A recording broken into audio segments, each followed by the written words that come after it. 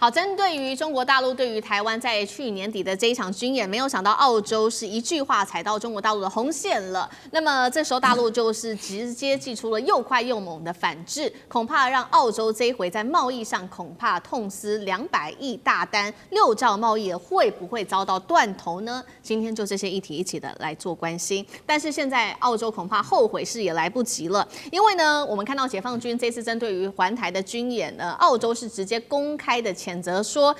解放军你导致区域的紧张情势持续的在升温当中，所以呢，这一次中国大陆祭出反制，打在哪里呢？打在澳洲最重视的他们的经济上，牛肉恐怕成为一个致命伤了。最新消息，赶快来看到，从今年元旦，也就是1月1号开始啊，大陆的商务部已经正式的宣布了，接下来会对进口牛肉启动为期3年的保障措施，涵盖的国家非常的多，包括了澳洲、美国等等，巴西、阿根廷。那么大家也在看说，到底是剑指谁呢？现在就是把矛头指向了，就是要来修理澳洲。为什么呢？因为澳洲今年获得的这个牛肉出口，我们看到在大陆的方面立刻祭出了反制之后，他说呢，澳洲你今年获得的牛肉出口配额，我只给你20万吨，看起来好像20万吨还可以啊，但是要知道哦，在去年光是前11个月，中国让这个澳洲进口的牛肉是高达了29.5万吨，所以呢，中国大陆这一次对澳洲的反制，恐怕会导致，这是来自于澳洲自己估算的，新关税对于澳洲对中国牛肉的出口会减少大约幅度高达了1/3，损失金额是10亿澳元，换算新台币甚至高达了209亿元。这是对澳洲的一个正式警告吗？要他对于台海议题不要去触碰，委员怎么解读？对，我觉得澳洲自己活该啦。那么因为澳洲长期以来就很喜欢玩这个游走在中美之间的游戏，他一直觉得自己玩得很溜。他一方面又是美国的这个五眼联盟的这个盟邦，一方面呢，美国在印太地区要举办军事演习，澳洲也是军事演习的地点。我记得我在这个节目说过，我也不理解在澳洲离中国大陆这么远的地方办军事演习到底有什么用啊？但是问题是，澳洲当时也提供了场地啊，而且也参与了。但是重要的是什么呢？中国大陆是澳洲非常重要的买家。我先不要讲贸易伙伴了，因为贸易伙伴是买来互相这个有贸易的。可是中国大陆其实是澳洲最大的客户了哦，就澳洲很多产品，我们现在看到的不只是牛肉哦，木材、油菜籽哦，然后包含小麦，包含各式各样澳洲的农产品哦，还不包含它的原物料，它的这个铁矿哦、铁矿石，各式各样的东西，其实还有红酒哦。那么中国大陆其实都是最大的买家。那么在过去中美贸易有摩擦的时候，其实澳洲因为这样，它也获得了一定的利益。因为当中国大陆停止向美国来采购农产品的时候，当然他们就开始进行全球分散，进行采购，所以澳洲也从中得利了哦。所以我觉得，其实对北京政府来说，他长期以来理解澳洲游走在中美之间的这种玩法，但是某种程度来说，他既然理解，他也可以体谅，就是说你为了要这个两边都不得罪，所以你必须采取这样的动作。所以其实你看，在过去哦，就算澳洲政府发表了太过于这个触怒北京的言论的时候，北京的反应相对来说都比较克制的。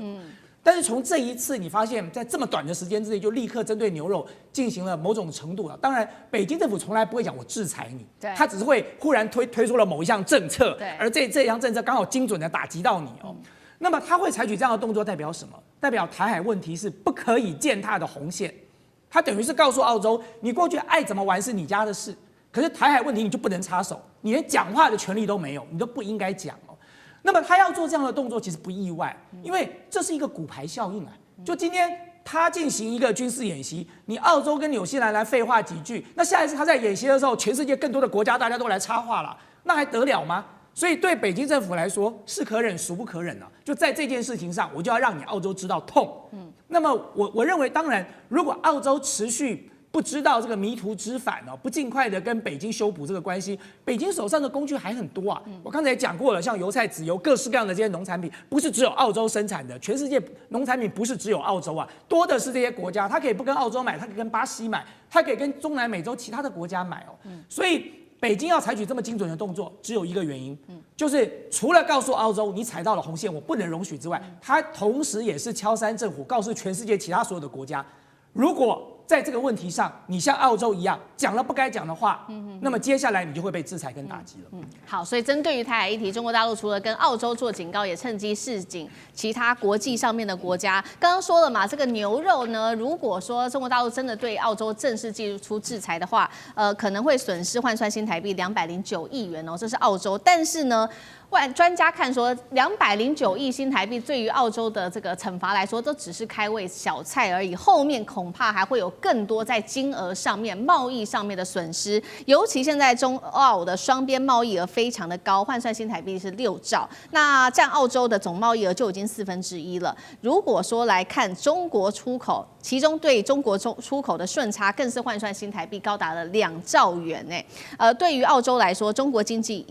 一旦对它这个实施了制裁的话，影响是非常大的。所以呢，澳洲总理这个时候也出来特别讲了，他说不管是铁矿石，不管是观光或者是农业等等，哪一样不是靠中国大陆的呢？雪梨大学的教授也认为说，这个澳洲一直在中美之间游走，经济上又要靠这个中国，但是呢，对台政策上、国际关系上又要靠美国，这一条钢丝真的能走下去吗？北京会不会真的祭出一个大反制？对于澳洲的冲击又可以到多大？聂老师怎么看？好，我这样分析啊，我们用数字来说话，不一定说真话，但是它最少可以给你一点概念，非常清楚的。澳洲这个国家如果没有中国，它是一个逆差国；但有了中国以后，它是顺差国，就这么简单。那我们都知道 GDP 就是 Y 等于 C 加 I 加 G 加 NX， 那当然自己去搜问这是什么。但 NX 很重要，就是我们讲进出口 Net Export。那所以现在澳洲变成 Export-led country， 叫出口导向国家，全是靠中国。否则它就是一个进口导向国家，这么清楚。因为它现在的贸易额总量是6000多亿美金。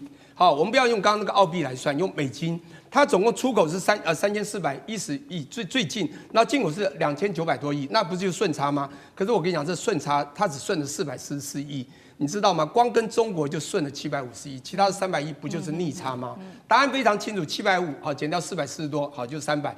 是卖给别的国家的时候是进口较多，只有跟中国出口较多，所以中国呢，在它的 GDP 我也算了一下，它的总贸易额是2000多亿，2100左右，2070。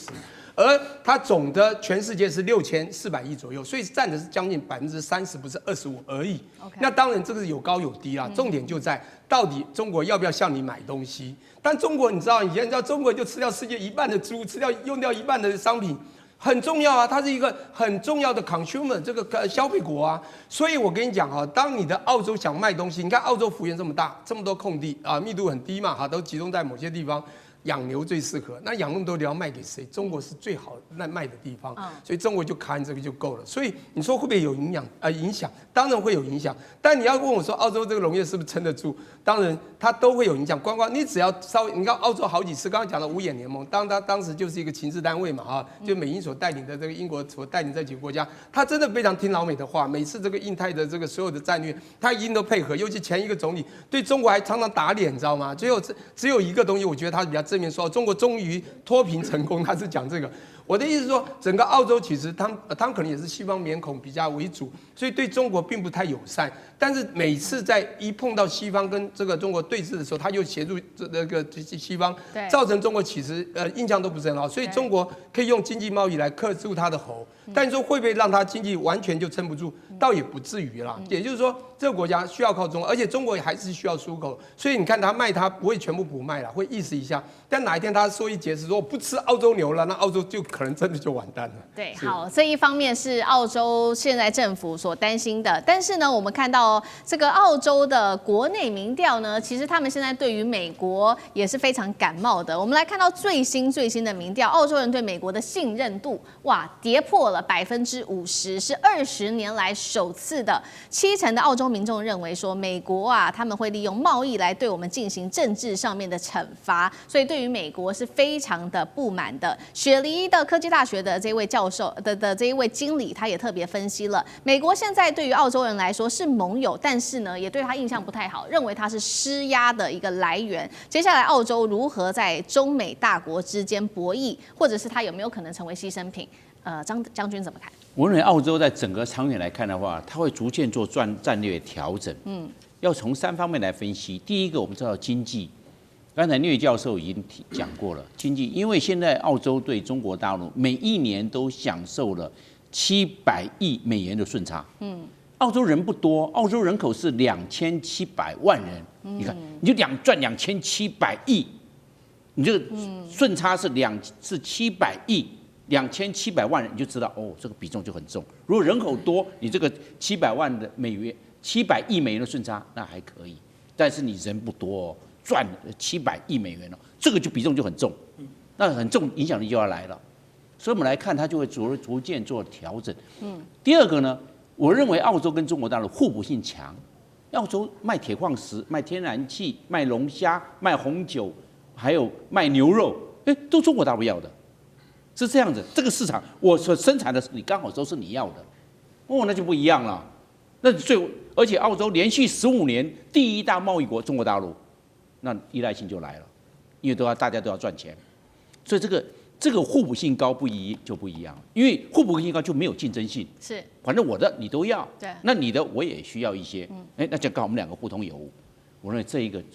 个中国大陆跟澳洲之间的贸易关系又拉近了。第三个，我们从地缘来看，我们从澳洲最北边的大堡礁，包含它的达尔文港，到中国大陆的海南现在变成特区，他们的距离4000公里，好近啊！运输成本低，时间成本低。最好贸易过去最便宜，那为什么不找中国大陆？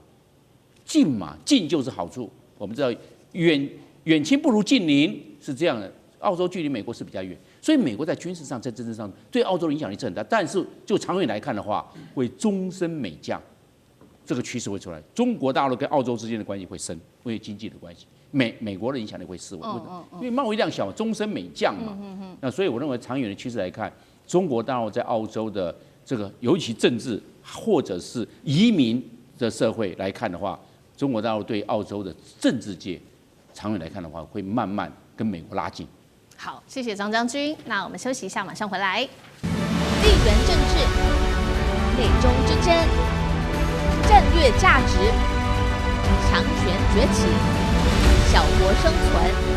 现在与未来洞悉事件走向，掌握世界脉动，全球观点尽在环球大